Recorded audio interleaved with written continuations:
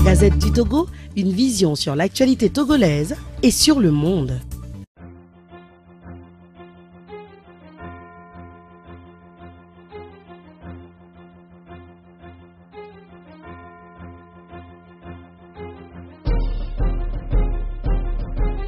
D'abord, je voudrais vous remercier pour cette occasion que vous me donnez encore pour me prononcer sur les événements dans notre pays.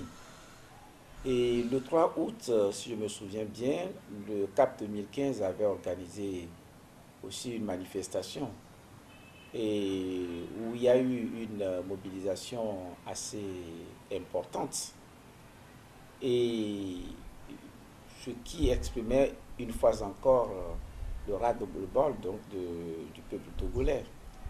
Et c'est après cette manifestation également que le 19, il y a eu et celle lancée par le PNP et qui a connu une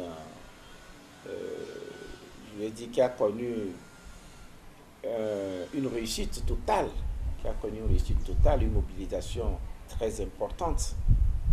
Et depuis donc cette manifestation également, et depuis l'appel que le président du PNP a fait à l'endroit du chef de file de l'opposition, et qui a permis en réalité une jonction, s'il faut le dire ainsi, une jonction donc de la mobilisation du PNP avec et celle que faisait déjà le CAP 2015.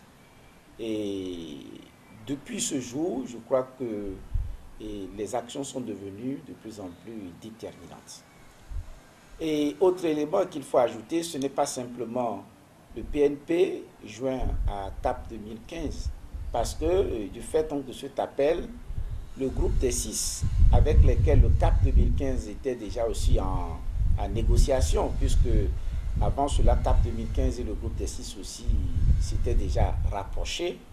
Donc finalement, le groupe des 6, CAP 2015, PNP, avec d'autres partis qui ne font pas partie des regroupements, qui sont venus en tant que partis individuels, de façon individuelle. Je vais les parler du CAR, la santé du peuple, si je ne me trompe pas. Ces partis aussi sont venus se joindre donc à ces regroupements. Et depuis ce jour, on peut dire, et sans risque de se tromper, que l'opposition togolaise s'est réunie. Et si on peut penser que toute l'opposition togolaise ne s'est pas réunie, disons qu'il existe encore une partie de l'opposition qui n'est pas dans ce groupe, le groupe des 14, et on peut légitimement penser que c'est une partie résiduelle de l'opposition. Donc la plupart des partis de l'opposition qui sont en activité se sont retrouvés. Et depuis ce temps, d'abord les reproches qu'on nous faisait par le passé en disant que l'opposition n'est pas soudée, et ce reproche n'est plus d'actualité.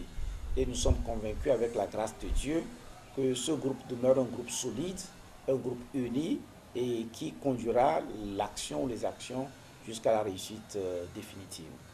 Et à partir de ce moment aussi, vous allez le constater, je crois qu'on a fait déjà 17 manifestations et le peuple est toujours déterminé. Le pouvoir a cru pouvoir jouer sur la démobilisation qui pourrait intervenir après une ou deux manifestations parce qu'on tomberait dans la routine, alors qu'il se rend compte que non, plus le temps avance, plus la mobilisation devient encore plus importante. Et je suis tenté de dire que pour l'instant, on n'a même rien vu, parce que la grande mobilisation arrive et arrivera encore. Et pourquoi je le dis ainsi? Parce qu'aujourd'hui, on est face à deux logiques. La première logique, c'est la détermination du peuple à voir la fin de ce régime. La deuxième logique, c'est le régime qui, fondamentalement, ne veut pas partir. Non seulement il ne veut pas faire des réformes sérieuses, mais il veut encore conserver le pouvoir. Or, la détermination du peuple est devenue irréversible. Et c'est justement pour cette raison que je dis que pour l'instant, ils n'ont rien vu. Plus ils opposeront leur résistance, plus il y aura davantage de mobilisation et jusqu'à ce que cette mobilisation emporte ce régime. Et je crois que c'est ce scénario qui se dessine. Et sauf si, bien évidemment, rapidement, ils parviennent à ouvrir des discussions sérieuses. Dans tous les cas, et c'est aussi pour la fin de ce régime. Parce que la fin de ce régime apparaît comme un besoin fondamental. C'est comme un peuple ou une personne qui a été privée de l'air. Vous voyez, la respiration, ça fait partie de la vie. Donc, comme on dit, l'eau, c'est la vie. Je crois que la respiration, l'air que nous respirons également, c'est davantage la vie. Et aujourd'hui, ce besoin de changement, c'est pour les Togolais comme ils ont besoin d'air, de l'air, ils doivent respirer. Et ça devient vraiment un chemin irréversible. Et ce régime doit prendre fin pour que nous puissions réfléchir de façon de façon sérieuse sur l'avenir de notre pays, réfléchir sur l'économie du pays, réfléchir sur le plan social, réfléchir sur tous les secteurs de notre pays. Aujourd'hui, au lieu qu'on puisse faire ces réflexions sérieuses, et ce régime qui nous empêche de respirer en quelque sorte aboutit à des débauches d'énergie inutiles. Imaginez un seul instant toutes ces mobilisations que les Togolais font depuis ces 17 manifestations. Que chaque heure de travail soit consacrée à faire quelque chose dans l'intérêt général. Comment on aurait pu faire avancer notre pays? Or, nous nous mobilisons, nous manifestons pour pouvoir obtenir les conditions minimales de vie, j'allais dire. Et je dirais c'est du gâchis. Parce qu'on aurait pu utiliser cette énergie à autre chose si on n'était pas en présence d'un régime rétrograde, un régime qui rame à compte courant de l'histoire, un régime qui ne veut pas comprendre l'évolution élémentaire du monde. Et mon analyse, c'est que la situation va se poursuivre. Et avec certitude, nous mettons fin à la dictature. Peut-être que je ne peux pas vous dire avec certitude à quelle date nous le ferons, mais je peux vous dire avec certitude et avec la grâce du Seigneur que ce régime de dictature partira. On mettra fin à ce régime. Ce n'est pas moi, mais le peuple va le faire. Parce qu'arrivé à un moment donné, et le peuple n'a plus d'autre choix. Comme je vous l'ai dit, c'est un besoin vital de ce peuple. Et le peuple ne va pas se priver vraiment de l'air dont il a besoin pour vivre.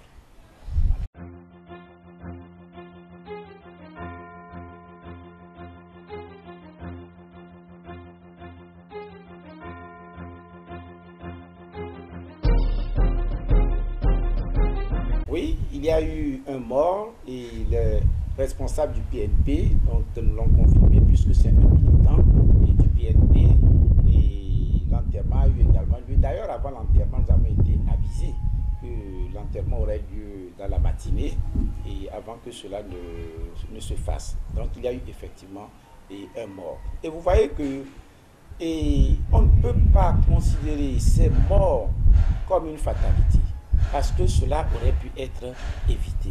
Regardez l'absurdité des hommes, l'absurdité donc de ce régime. Les gens vont à une manifestation. La manifestation s'est déroulée dans de bonnes conditions, sans aucun problème. Alors qu'ils retournaient chez eux, des barrages de militaires pour les empêcher de rentrer. Je disais qu'il n'y a pas de fatalité. Regardez l'endroit où l'accident s'était produit. Ça ne fait pas partie de l'itinéraire de ce véhicule. Si ce véhicule avait poursuivi sa route, c'était sur le boulevard, donc sur la route d'Atakpamé, le véhicule continuait tout droit. Mais on a obligé le véhicule à dévier et à passer par les pavés. Et vous voyez, arrivé au carrefour donc, de l'église baptiste, le véhicule était en train de retourner encore, d'aller vers la ville. C'est la preuve finalement que ce véhicule ne savait plus par où passer. Et ils avaient raison, puisque non seulement la voie d'Atakpamé était barrée, mais ils avaient bloqué également Atikoumé. Parce que l'autre issue pour pouvoir aller vers le nord de Lomé, leur destination, c'était de passer par Atikoumé. Or, Atikoumé est bloqué, la route d'Atakpamé aussi est bloquée. Donc, ce n'est pas le fait dont on dit que ce n'est pas une fatalité.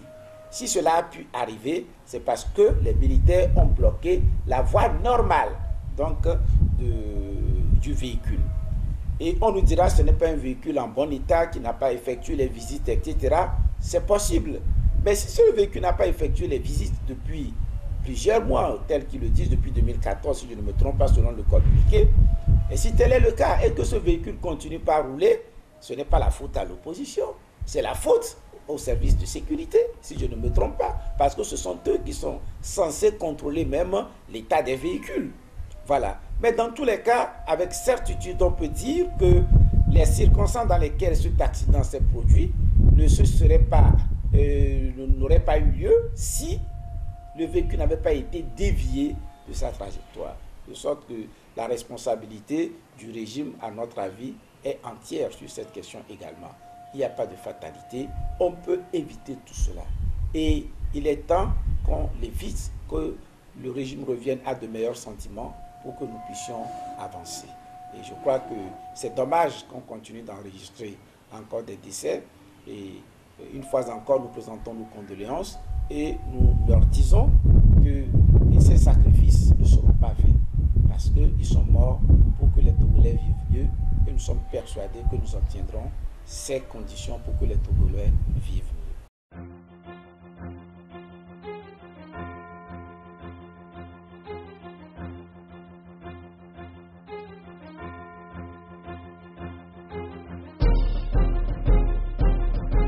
Bien évidemment, vous savez, je peux dire deux choses. C'est un acte très triste, dramatique et triste, mais aussi réconfortant. Pourquoi je dis que c'est d'abord triste? Après une manifestation, empêcher des citoyens de rentrer chez eux, alors qu'ils venaient d'exercer un droit constitutionnel légitime. Ils n'ont commis aucune faute. La liberté d'aller, de venir, en réalité, ce sont aussi des libertés fondamentales. On ne peut pas empêcher un Togolais de circuler librement au Togo. Et ils ont dit qu'ils procédaient à des filtres par rapport à certains. Pourquoi est-ce que certains Togolais pouvaient passer et que d'autres ne pouvaient pas passer? C'est un acte prémédité. Donc, ils ont prémédité cela, il n'y a pas de doute possible. Et en cela, je dis que c'est triste, c'est dramatique. Et je dis que c'est un acte aussi réconfortant. Pourquoi je le dis ainsi? Si un régime, finalement, s'en prend aux manifestants, non pas au cours des manifestations, mais après les manifestations, alors qu'ils sont en train de retourner chez eux, c'est que c'est un régime qui a tout perdu. C'est un régime qui est véritablement, je vais dire, dans une situation de désarroi total. Ils sont dans une situation de panique. Ils ne savent plus ce qu'il faut faire, en réalité. Donc c'est en cela que je dis que c'est réconfortant, en ce sens que nous sommes sur la bonne voie. Nous devons accentuer encore les pressions. Regardez toutes les tentatives qu'ils ont eu à faire jusqu'à présent. D'abord, c'était les réseaux sociaux qui étaient bloqués lorsqu'on avait commencé les manifestations. Sur ce point, ils ont fini par reculer. Ils ont mis en œuvre les milices et ils ont fini également par reculer avec ces milices. Les villes qui sont assiégées, je crois que là également, ils finiront par reculer sur toutes ces villes qui sont assiégées. Et aujourd'hui, ils s'en prennent aux manifestants après les marches. Vous voyez que finalement, il manque d'imagination. Ils ne savent plus ce qu'il faut faire pour contenir ce peuple. Mais au lieu de comprendre qu'il n'y a plus rien à faire pour contenir ce peuple et qu'il vaut mieux aller dans le sens de l'histoire, ils sont en train encore de chercher des solutions et c'est une peine perdue pour eux. Qu'ils sachent qu'on doit mieux faire et que nous puissions ensemble faire avancer notre pays. S'ils ne le comprennent pas, et je crains qu'ils nous soient surpris un bon matin. Et vous savez, j'avais l'habitude de dire, si ce régime veut contrôler le changement ou peut-être maîtriser le changement, c'est qu'il faut que lui-même participe au changement. Et qu'il participe au changement de bonne foi et non pas chercher à gagner du temps. Mais dès lors qu'ils ne veulent pas un réel changement, ils veulent gagner du changement, forcément, le changement se fera contre eux.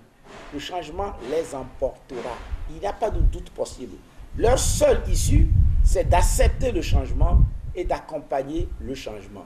Mais s'ils ne le veulent pas, ils perdront tout le moment venu.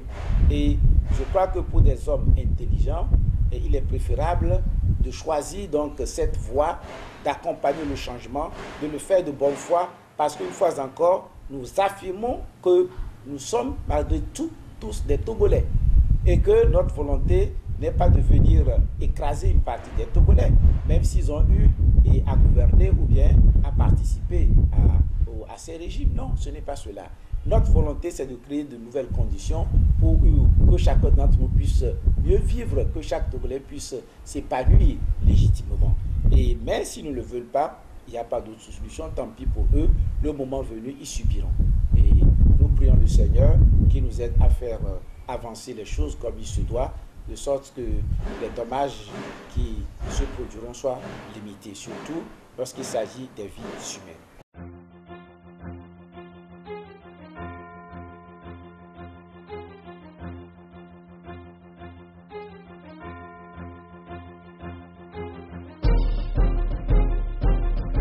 Oui, et je crois que l'opposition s'est déjà soudée. Et s'il y a d'autres partis qui ne se sont pas encore joints au mouvement, ils pourront toujours le faire. Et nous pensons que tout ce qu'il faut faire pour que nous demeurions soudés, nous le ferons. Et que le peuple aussi est mobilisé. Mais ce que moi je dirais, c'est que j'attends davantage de mobilisation encore du peuple. J'attends une mobilisation encore plus importante que ce qui a été obtenu jusqu'à présent. Voilà, donc le peuple va se mobiliser davantage. L'opposition est soudée, c'est sûr. Maintenant, s'agissant de son message à l'endroit du chef de l'État, en lui demandant de ne pas se présenter en 2020, et je crois que bon, M. Gilchrist Olympio a donné un conseil au président de la République. Je crois que c'est un conseil d'amis. Et ce qui suppose que M. Olympio pense aussi que le chef de l'État pourrait rester jusqu'à 2020 pour qu'il ne se présente pas aux élections. Mais je ne crois pas forcément que le président de la République puisse même rester jusqu'en 2020 pour qu'il puisse avoir cette possibilité de se présenter comme candidat. Pourquoi je le dis? Parce que le chef de l'État n'est pas dans une logique de quitter le pouvoir. Il n'est pas dans une logique d'une discussion franche. C'est ce qui poussera le peuple à obtenir donc son départ avant même 2020. Parce que je suis persuadé que si dès le départ, il avait décidé de discuter dans de bonnes conditions, s'ouvrir à un réel dialogue, bon, pourquoi pas peut-être en ce moment, cette possibilité de 2020 pourrait s'offrir à lui. Même nous sommes dans une logique aujourd'hui où le chef de l'État ne veut même pas partir. Lui, son horizon, c'est 2030. Les Togolais ne permettront pas cela. Et je le dis, je le répète avec certitude. Si son horizon, comme il le veut, c'est 2020, et qu'il sache que les Togolais ne lui laisseront plus cette possibilité. Et donc, il a donné conseil à son ami, et puisque pendant longtemps, je crois qu'ils se sont retrouvés et que il y a eu un accord entre eux, et je crois que M. Gilchrist Olympio lui-même aujourd'hui, et à mon avis, devrait être déçu, très déçu, donc de l'accord qui est intervenu. Et je crois probablement que M. Gilchrist Olympio, probablement qu'il a été de bonne foi, mais je crois qu'il ne connaît pas son interlocuteur. S'il connaissait véritablement le régime dont il est question, s'il connaissait bien vraiment le président fort, il ne lui aurait pas fait confiance, j'en suis persuadé. Parce que, et c'est ce qui est dommage, le chef de l'État ne cherche jamais à régler les problèmes. Il cherche à gagner du temps. Et ça, c'est triste. Nous n'avons pas pensé vraiment qu'il serait dans cette logique, mais en analysant les situations, en analysant les faits, et malheureusement, nous aboutissons toujours à cette conclusion que le chef de l'État ne veut pas faire avancer les choses, ne veut pas faire évoluer les choses. Il veut gagner du temps comme un tacticien, c'est dans le cadre d'une guerre. Et il est face à des adversaires, gagner du temps pour les neutraliser.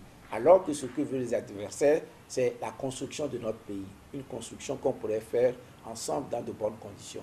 Donc, pour la construction du Togo, nous ne devrions pas être des ennemis. En principe, malheureusement, le chef de l'État n'apprécie bien, n'évalue pas les choses de la même façon.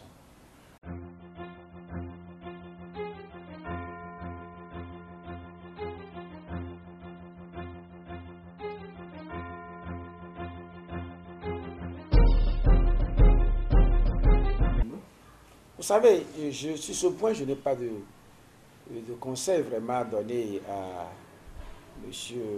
Gilchrist Olympio. Et encore que, même si lui le souhaite, il se pourrait que certains ministres refusent de partir du gouvernement. Lui pourrait demander, mais les ministres peuvent aussi ne pas partir.